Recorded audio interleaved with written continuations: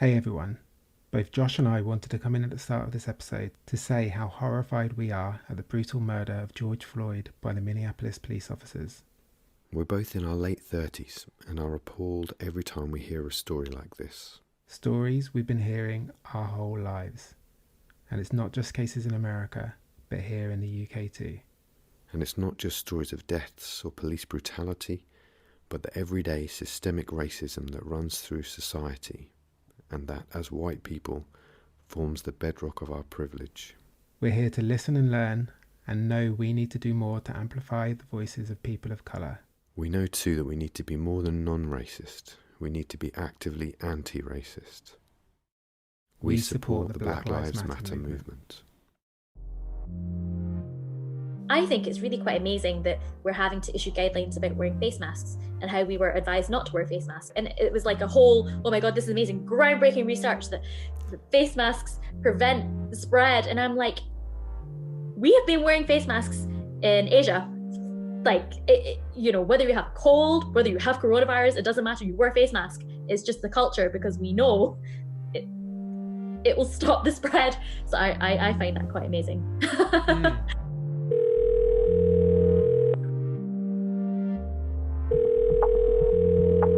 Hey Laurence. Hey Josh. I've been thinking about the podcast. How about in the first series we focus on the pandemic? Yeah, and in each episode we can ask our guest how it's been affecting them and what they do. We could ask people to join in with the hashtag posnegative. How would we introduce it each week? Or just say, welcome to Positive Negative. Today on the podcast, I'm speaking with Melissa Lee. Melissa is an Aerospace Project Manager and a pole dancing instructor. We discuss these two aspects of Melissa's life and how they've both been affected by the COVID-19 pandemic. Hey Melissa. Oh, hey. How you doing? I'm well, thank you. How are you? Yeah, not too bad, thank you. It's quite warm here. Good. It's not warm here. I'm in Scotland, so... Oh, are you? Yeah. For some reason I thought you'd be in Oxford. Yeah, so I do work in Oxford, but I decided that for this time being that I'd come back home for a bit. I live myself, so I didn't think it would be bad for my mental health to be spending all this time alone. So yeah. who is that with family in is that with family in Scotland? Yeah. My family. I was born and raised in Scotland, hence the accent. Nice. Whereabouts in Scotland are you? In Glasgow. Oh, okay. So yeah. So do you know, well, not that you know Josh, but Josh, the other half of the podcast, he lives in Glasgow. Maybe we can go on a long distance. What is a social distance walk? Yeah, I was just thinking actually you could have done a socially distanced interview actually. That would have been interesting. Could you just introduce us and tell us who you are and what it is that you do? Yeah, so just introducing myself. My name is Melissa Lee. During the day, I am an Aerospace Project Manager, and by night, I am a pole dancing instructor. So that's me in a nutshell. Awesome. How did you get on to each of those aspects of your life? So actually, they're very interlinked. Okay. Do not expect at all. So just to give you a bit of background, I studied engineering at Imperial College London. So Imperial College is a university that you only study STEM subjects, so science, technology, engineering, and maths. And it was through university that I started pole dancing. I guess it was kind of like just come out of high school, and I was just wanting to be a bit of a rebel. So I joined pole dancing or pole sports. And I really enjoyed it. It was just something else that I'd never tried before and really challenged me. It was great for your fitness as well. So I quickly, that sounds very braggy, Nice. but I became an instructor quite quickly and then went on to become the president. And as president, I was in charge of a committee of 15 members and in charge of a few hundred of the students who were part of the society.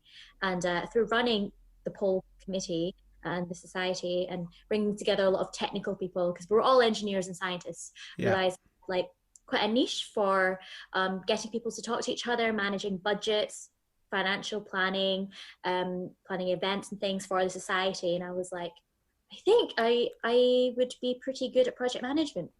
So in final year, that's what I did. I applied for project management roles. The aerospace industry wasn't something that I really considered. Yeah.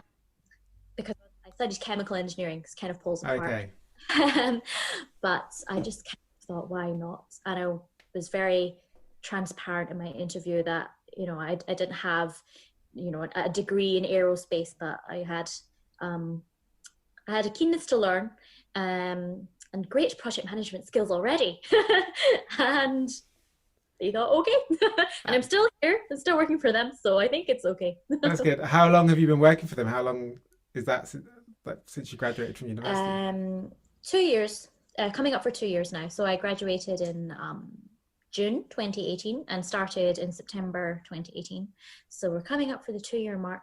How's the job been going in lockdown? The job has been interesting. The company I work for, the organisation is Aerospace, and we work for UKRI, and they look after all the national laboratories in the UK. So technically we are a government organisation. When the government announced lockdown, we decided to do a complete site shutdown.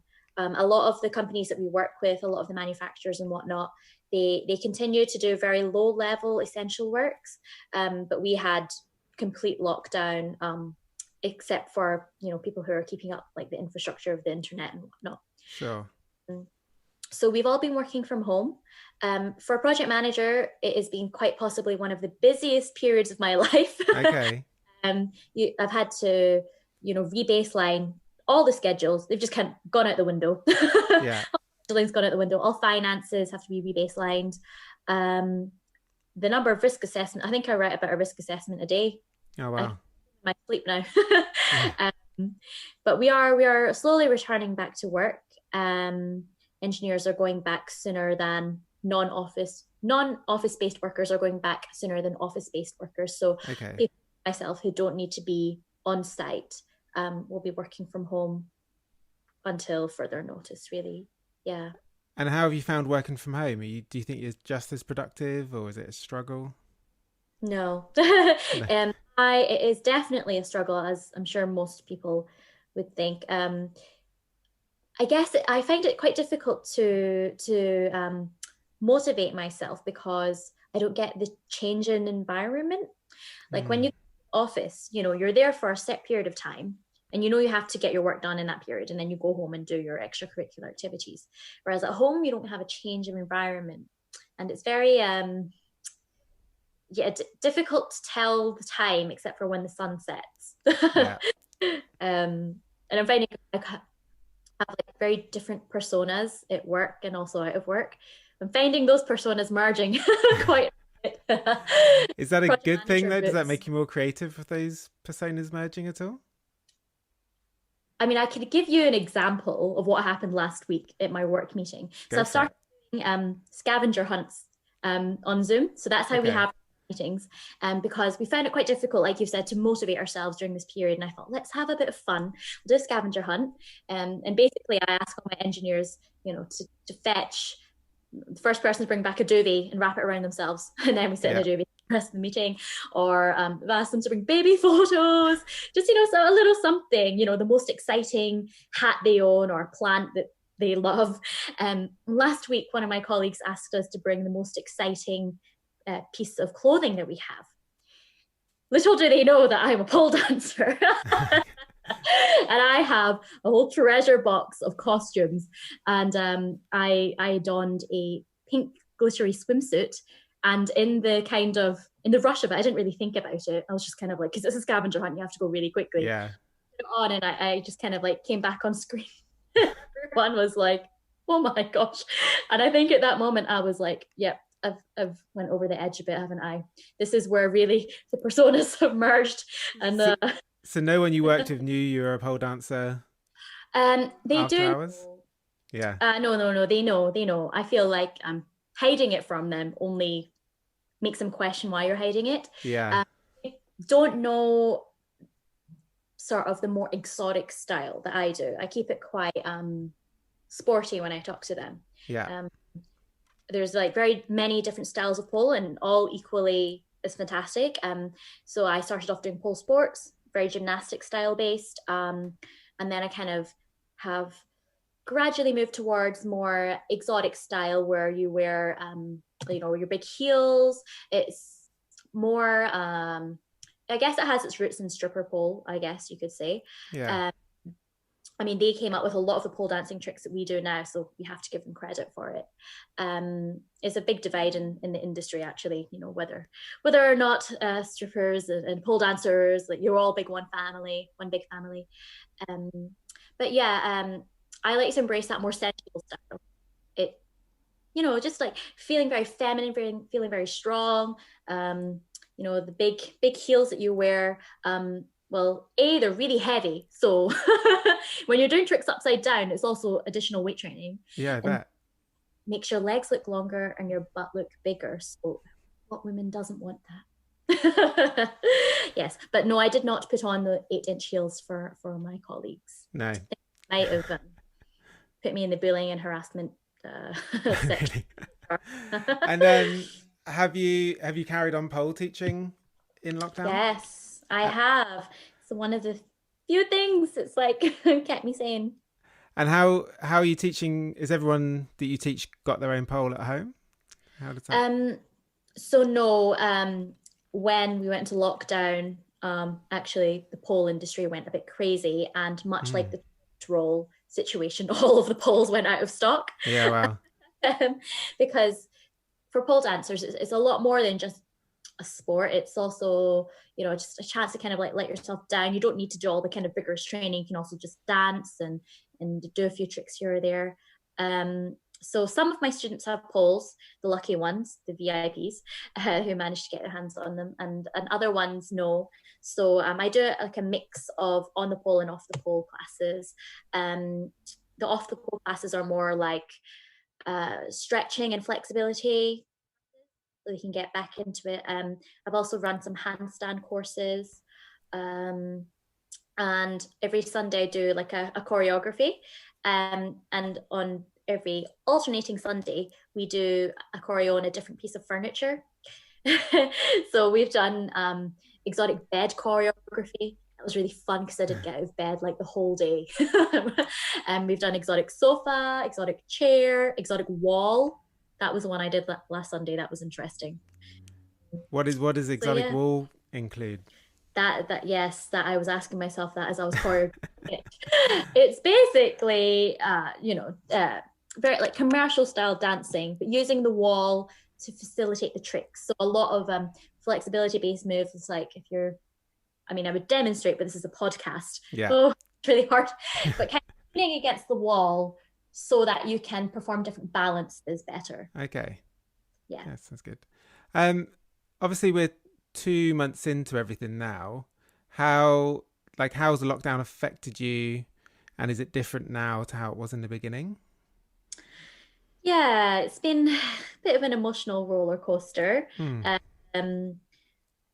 Talking about productivity, my productivity levels have dropped. I've actually had to buy a productivity planner, which I really recommend, where I actually detail my whole day from 8 a.m. all the way till like 10 p.m. To make sure I get things done, because otherwise, time flies. Yeah.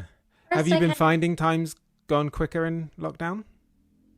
Yes. Yeah. The days just kind of merge together, don't they? Yeah. I just feel like every day I'm just running out of time. It's just flying by. Exactly. Yeah. So I find the productivity planner helps. Okay. A lot. This morning, so one of my friends is completing his PhD, and he was also saying he's struggling, with motivational levels and whatnot. And I gave him the advice that, exercise really does help to break up your and it releases endorphins, makes you happy. Yeah. So we've been doing power yoga every morning at 8 a.m. to kind of start the day with a positive note. That's good. Is that a class, or you just with a few friends have just been doing that together? So he's a yoga instructor, actually. Ah, nice.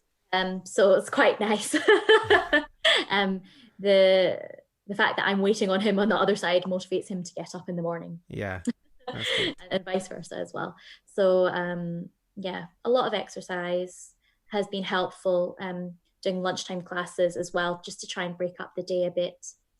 I tried to do, those 5K runs that everyone was doing, like run 5K chess. Yeah. I tried. I really did try. You can't do the fight. You can't do 5K. I know I could do the 5K, but I was really hoping that it would be something I would come out of lockdown being like, I've really smashed these 5Ks. I love running now. You hear people who've done couch to 5K and they're like, now they're running marathons. But I just hated every single minute of it. But it's been difficult. There's a lot of positives, a lot of negatives. I guess the positives are, as a pole dancer, anyone who has a pole, we are able to continue doing our sport at home. And actually the pole industry has really boomed because of this. So many online classes now. Yesterday, because it was a bank holiday, I was able to take classes with my instructors in Sydney. Oh, wow. So 9 a.m. I did not know my body could contort into such strange shapes so early in the morning, but it happened. So that has been really great. I've been able to take classes with people all over the world. And likewise, I've had people all over the world take my classes, which I'm like, wow, I did not know I had such an international presence. It's been that's really good. Oh, yeah, it's fantastic. Do you think an element of that will continue after lockdown? Sure. Yeah. Yes, for sure. Yeah. Everyone's been saying it in the industry. We've learned so much. The only thing is obviously the safety aspect. You don't have someone there to help you, and maybe not the right equipment like crash mats and whatnot. So you just have to be extra vigilant. Yeah, sure. And then what about work-wise? I'm not sure if you told me in an email, maybe Lucy mentioned it. Are you making ventilators at work? Was there a switch to? Oh, yes. Yes. So when we went into lockdown, a lot of our engineers who would have been a very hands-on kind of role went to work for Penlon, and they worked with various companies. So I think they were working with the Formula One team quite a lot, actually, and they were testing the ventilators. So not so much manufacturing them, but doing the testing of them before they've been distributed across the UK. So that was really fantastic. It was open to anyone, actually. I could have done it if I wanted to. Okay. Fortunately, I was up in Scotland, but a lot of our engineers were on ventilator testing, and it's nice to know, that we are contributing towards cause. We have a lot of PPE equipment as well, because when we do our spacecraft or space instrument testing, they have to go into vacuum chambers, and when we design them and whatnot, they have to be very, very clean, like ISO 5 kind of levels. And so we have a lot of PPE. We call them bunny suits. It's literally like you don't see anything except your eyes. You're literally covered head to toe. Oh, wow, full on. Yeah. Yes, full on gear. You actually have to do training to learn how to put it on, because there's such a specific way and so many rules, because we can't risk any contamination of our instruments, because once it's up in space, who's going to fix it if it's broken? Yeah. You've put your fingerprint on a mirror and then suddenly we can't see any of the images. It's like, oh well, oops. So things like we're not allowed to wear watches in the clean room, because it tempts you to kind of peel back your clean room suit and look at the time, and then you'll shed things as simple as that. Walking very slowly. You're not allowed to do any running or anything, because you don't want to build up any electrostatic discharge on your body that when you touch something, it will form like a micro crack, and then when it launches, it'll just shatter. A lot of rules. So has that PPE been donated? Yes, sorry. Yeah. Did I say that? You may have done. I don't know if I said that. But all of that PPE has been donated. Okay. Yes. Yes. And then how, I suppose this has, I guess your work has slowed down. And does that affect any work you're doing up in space, I suppose? So I guess that's a project manager's role, right? To try and schedule as much as possible. So at the moment, we're looking at recovery options in the hope that things down the line won't be shifted. Because the thing is these missions have really tight time schedules and like very specific launch slots. And if you miss it, then, it's a big deal kind of thing.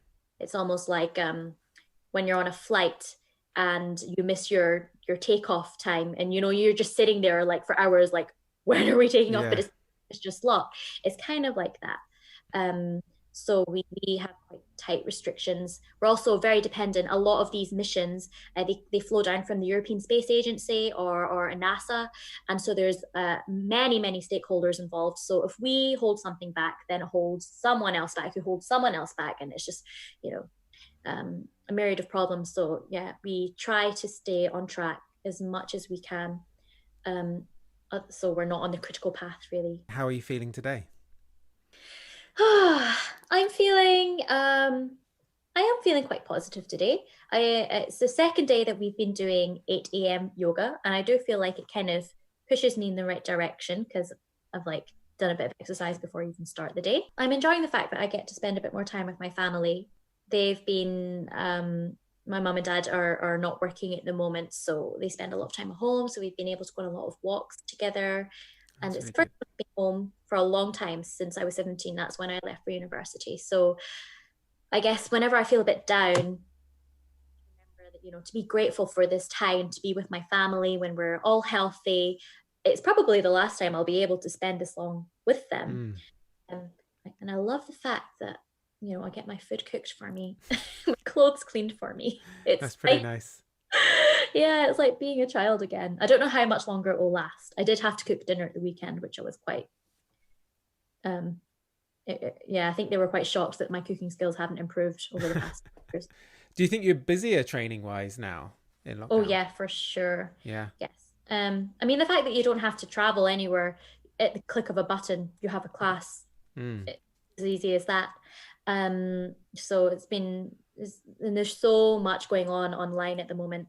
In fact, actually, I would say that local studios are kind of suffering from it because there's now access to not millions, but thousands of online tutorials. Yeah. And people are able to learn from world-renowned pole dancers. Local studios who are maybe a bit less known are suffering, which is a shame. So I have been trying to, support the teachers that I usually am taught by. Yeah, and go to. But there's things like pole is quite a contact sport, like as an instructor, I like to be able to spot my students, to hold them, to make sure they're not going to fall and die. I mean, like for my online classes, I should say I don't actually teach tricks. Because I don't want to. Yeah, but I think that's probably true of a lot of fitness instructors. Like when I've done yoga classes or like I've done like weightlifting classes, there's always a bit of contact, and that really helps you improve, because even just moving ever so slightly in a different way just changes your whole impact. So I imagine that's the same. Exactly. Yeah. And even just the psychological effect, knowing that there's an instructor nearby, puts pressure on my students. They're like, oh crap, Mel's watching, she's going to shout at me to point my toes. And B, just knowing someone's there in case something happens. A lot of the time, if I know that they're capable of it, I'll say, I'm here to shadow you, not to spot you. So I'm just kind of light spotting, just kind of in the vicinity. Have you seen any inspiring stories since the pandemic started? Inspiring stories? Yeah. Had a lot of within the pole dancing community, yes, if that's what you mean. Or just in general, but it'd be good to know some in the pole dancing and or any that you have.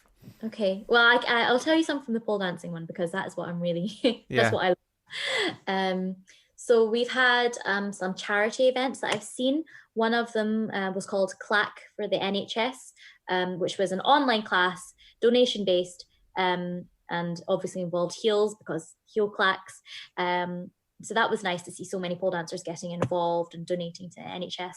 I was involved in a project with Andrew and Lucy, actually, who were on this podcast before. It was called Show Must Go On, and it was inspired by seeing all these orchestras and choirs and whatnot still being able to work together online via Zoom to produce a piece of art. So we did the same thing. We took the Queen's The Show Must Go On, and we all danced different choreography to it, and Andrew merged us all together into a video. Nice. Which you can go see if you would like. I'll put the link in the bio. Yes, please. You can watch it for your pleasure, and if you donate, that would be wonderful as well. Very fun. Yeah, choreographing for that was very interesting. even in real life, people get confused with left and right, but when it's on Zoom and Mm. people, the screen is mirrored or not, I had hands flying everywhere. I mean, the perfectionist inside me was going a bit mad, but I was like, it's for charity, Belle. Just calm down. Yeah, but that was a lot of fun. So we've been raising money for that. And it's just been really nice to see how people are using all their resources to try and help. Yeah, that's Um, really great. Something as small as dancing, Mm. it's been an experience, and if anything, it's something to look back on and be like, during this time we didn't just lie around and do nothing. Yeah. We got there and made something fun, enjoyable. Are there any ways in which you hope the whole pandemic will shape the future? Yeah, I hope that, well, number one, people will be a lot more vigilant about hygiene, um, especially in Europe. I mean, I think it's really quite amazing that we're having to issue guidelines about wearing face masks and how we were advised not to wear face masks because, Mm. and then to wear, and it was like a whole, oh my God, this is amazing, groundbreaking research that face masks prevent the spread. And I'm like, we have been wearing face masks in Asia, like whether you have a cold, whether you have coronavirus, it doesn't matter, you wear a face mask. It's just the culture, because we know it, it will stop the spread. So I find that quite amazing. Mm. So um, yes, like this is going to be a really ignorant question, I suppose. So when mhm. I see, I'm in Cardiff, there's lots of Chinese students. So when they're wearing a face mask, does that normally mean they've got a cold and they're trying to avoid spreading it? I've always assumed Yeah. they're worried about catching something, but is that the... No, no, no, no, Ah, no. Prevent the spread for sure. It's thinking about others. And the saddest thing is that Asians in the UK, or specifically Chinese, because it originated in China, we've experienced a lot of racism for it. mm, Um, Especially, I remember coming back up from Oxford to Glasgow, and I was wearing a face mask because it's ingrained in our culture for the people around us. And I had some comments on the train that really upset me. oh wow, Um, and I was just kind of, you just kind of think, like, what kind of world are we living in? yeah. The 21st century. Um, Do you feel like that's got worse or has been? I know we don't want to get too political, but mm, with especially with Trump's comments, yeah. Oh, um, yeah. yeah, like how does that? The Chinese community, we've always been seen in the UK, or kind of just generally widely, is very quiet, and just kind of get on with it. If someone, people make a lot of racist Chinese jokes, and we kind of just laugh about it and then move on, kind of thing. Mm, It's like in other cultures, if you insult someone of color, then they would make a comment about it because it's generally unacceptable. But if you said the same thing about Chinese people, like, oh, they've got kung flu or something, it's seen as funny yeah. and brush it off. And I think now people are realizing that it's not okay, because we've been victimized by this quite severely, actually, and there's been a lot of violence inflicted upon Chinese people, specifically because of the coronavirus, Mm, because of 19, and really, like, what basis is it on? yeah, I yeah. it's quite distressing for me, especially having been born and raised in Scotland, then gone to Imperial College London, and Yeah. now work for the UK government. Everything about me is very British, even the way I sound.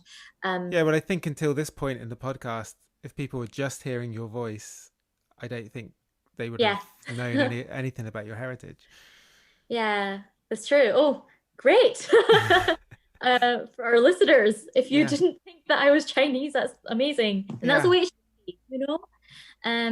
So when I was wearing my face mask and I was being insulted on the train for wearing it, in my head I was like, if you're insulting me, you're insulting yourself. I am a yeah. product of our country. I mean, even just Trump calling it the Chinese flu instead of coronavirus just puts the blame on a certain place, Mm-hmm. um, when it could have originated anywhere. We've had other things that have popped up, and Exactly. they don't, well, Yeah. mad cow disease and foot and mouth. That Mm-hmm. was never called Did the... swine flu not originate in America? Probably, yeah, but it wasn't called the American I could be virus. wrong. Yeah, No, it wasn't. It wasn't. Um, it's hurtful, yeah, for sure. That's the only word I can use. I've not since I was a child, I don't think I've experienced this level of racism. And when you're walking on the street, like you've said, you see people kind of crossing the street because you're wearing a mask. For me, the first thing I think about is it because I'm wearing a mask, or is it because I'm Chinese? And it's a horrible feeling to have. As a child, I really rejected my culture. My mother tongue is actually Chinese, and I stopped speaking Chinese because I really hated the fact that it was different. And like the recent experiences have brought those feelings back, not the rejection of my culture, but the feeling of being unwanted, being alienated by society. And in this day and age, after everything, it seems very backwards. How would people get in touch with you or follow your work? Yeah, so I have an Instagram account where I post a lot of my updates about upcoming performances, or no performances for the moment, but online classes, whatnot. So my Instagram is @melee, MELEE.x. And that's kind of my main platform for reaching out to people. So yes, do give me a follow, drop me a message. Ignore all the weird posts. Sometimes I wear a horse head. Don't ask me why. I just like to make people laugh. That sounds good. Yes. Thanks very much. You're welcome. Yes. Thank you for having me. Oh, no, you're welcome. It's good to have you. That was a good chat. Thanks for listening to Positive Negative. Don't forget, you can follow us on Twitter @posnegative, or find us on Facebook. And join in the conversation using the hashtag posnegative. You can help us to grow by leaving us a review and sharing this episode with your friends and followers. You'll also find links to what we've talked about in the show notes, or by visiting positivenegativepodcast.com.